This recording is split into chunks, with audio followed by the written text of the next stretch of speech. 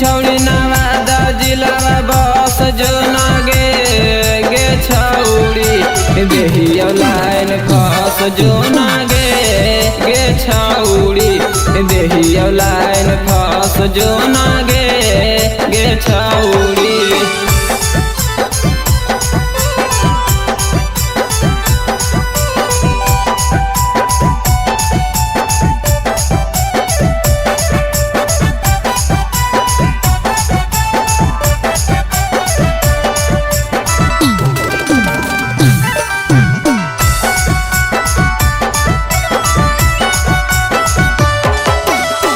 जिलावा तो आई जो छौड़ी रिलावा बनाई बैगे वीडियो बनाई के छौड़ी वायरल हो जाए बैगे।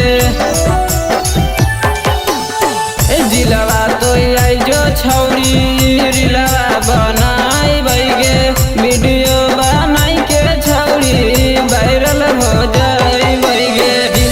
जिलावा करो ही छौड़ी गया जिलावा में आके बस जो नागे गे छौड़ी देहिया लाइन फस जो नागे गे छौड़ी देहिया लाइन फस जो नागे गे छौड़ी।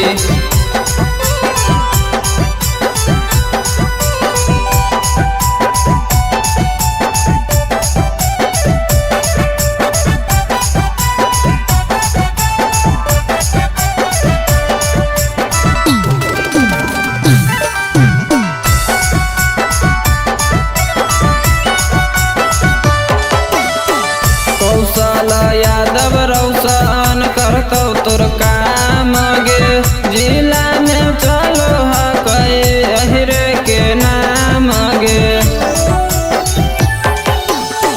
कौशल यादव रौशन करतो तोर काम गे जिला में चलो अहिरे के नाम गे।